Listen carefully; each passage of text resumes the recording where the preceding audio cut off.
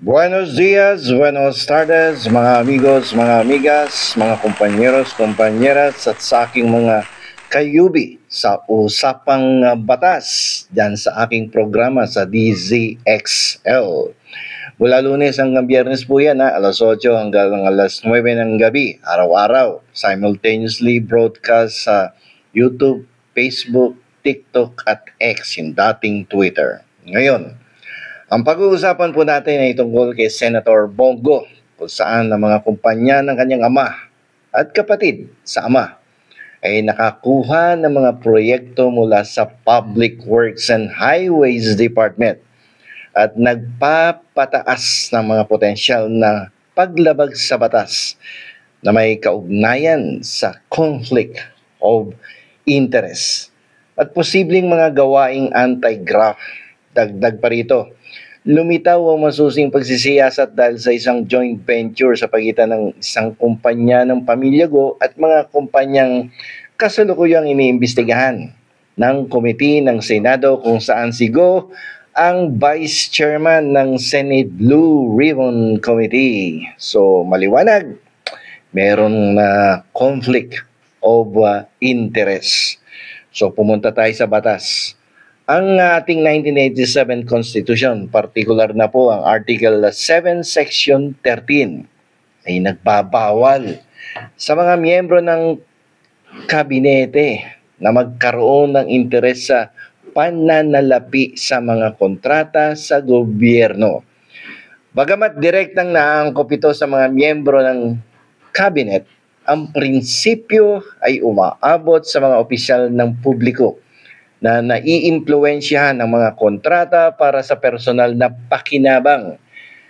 Noong 2018, sinimulan ni Senator Antonio Trillanes ang isang pagsisiyasat sa mga potensyal na conflict of interest kung saan may mga kontrata sa gobyerno na iginawad sa mga kumpanyang pag-aari ng mga kamag-anak ni Senator Go.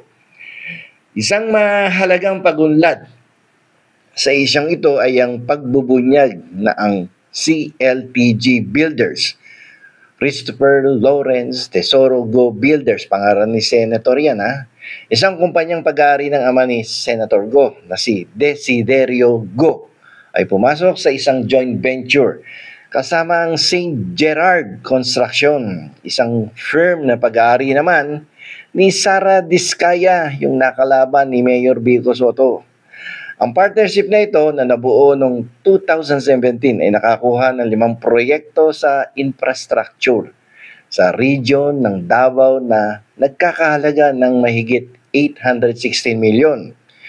Kinumpirma ni Sara Diskaya ang joint venture na ito sa isang pagdinig sa Senado ng isang araw. Ang mga kumpanyang nauugnay sa Diskaya ay kasalukuyang sumasailalim sa isang pagsisiyasat ng Senate Blue Ribbon Committee tungkol sa mga di umano'y irregularidad sa mga kontratang infrastruktura ng gobyerno. Partikular na ang mga proyekto sa pagkontrol ng baha, flood control na yan. Si Senator Bongo ay ang vice chairman ng committee ito. Nagpahayag ng pagkabahala ang mga kritiko na ang paglahok ni Go sa pagsisiyasat nito ay nagpapakita ng isang potensyal na conflict of interest dahil sa mga naunang ugnayan ng negosyo ng kanyang pamilya sa mga diskaya. Naku, patay kang bata ka. So puntahan natin yung isa pang special law, yung Anti-Graft and Corrupt Practices Act, RA 3019. Madalas kong mabanggit ito ngayon. Dati na nagsampa si dating Senator Trillanes ng mga kasong plunder at graft laban kay dating Pangulong Rodrigo Duterte at Senator Go na binanggit ang isang ulat ng investigasyon noong 2018 ng Philippine Center for Investigative Journalism, PCIJ yun. So sinasabi ng reklamo na ang mga kontrata na nagkakahalaga ng bilyon-bilyon ay iginawad sa mga kumpanyang pag-aari ng kapatid at ama ni Senator Go.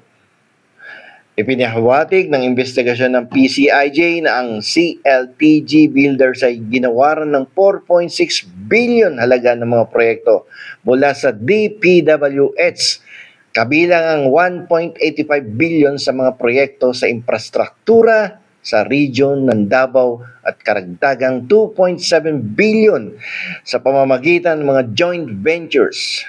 Inangkin ni Trillanes na ang CLTG at Alprego Builders and Supply na pag-aari ng ama at kapatid ni Go ay nanalo ng higit 6.6 bilyong halaga ng mga proyekto hanggang 2018.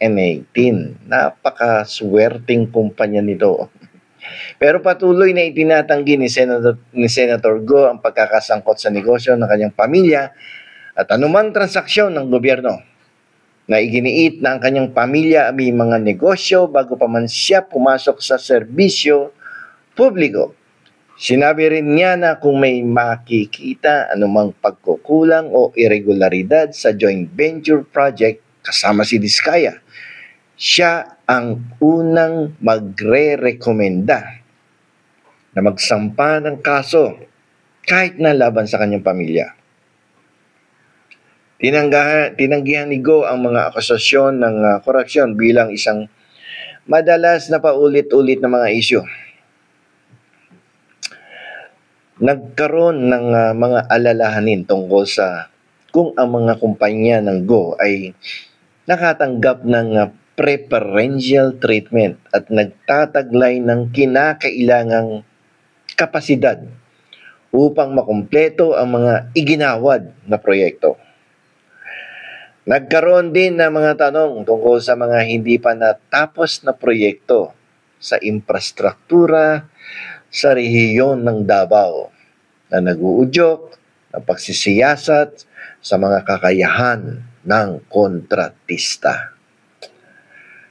Ang kasalukuyang investigasyon ng Senate Blue Ribbon Committee ay naglalayong alamin ang lawak ng mga di-umano'y ghost projects at papanagutin ang mga responsable dito sa mga multong proyekto na ito.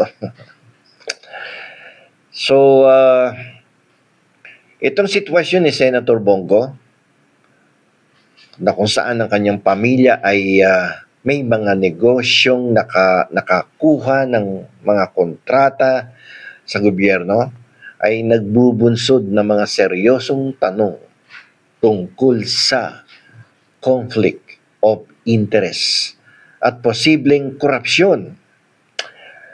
Yung joint ventures, yung joint venture sa pagitan ng CLTG Builders at ng St. Gerard Construction, kasama ang pagiging Vice Chairman ni Go sa Senate Blue Ribbon Committee na nag-iimbestiga sa mga kumpanyang nauugnay sa Diskaya, ay nagpapalala sa mga alalahanin. Bagamat itinanggi ito ni Senator Go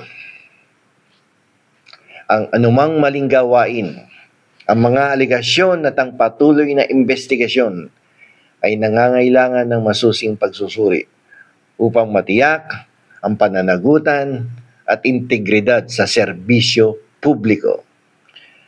Mahalagang matukoy kung mayroong paglabag sa batas at kung ang mga pamilyar na ugnayan ay naka-impluwensya sa paggawad ng mga kontrata sa gobyerno. So, husgahan niyo po yan. So, dito na lamang po. Ito po muli ang inyong lingkod, Attorney Rene Bueno.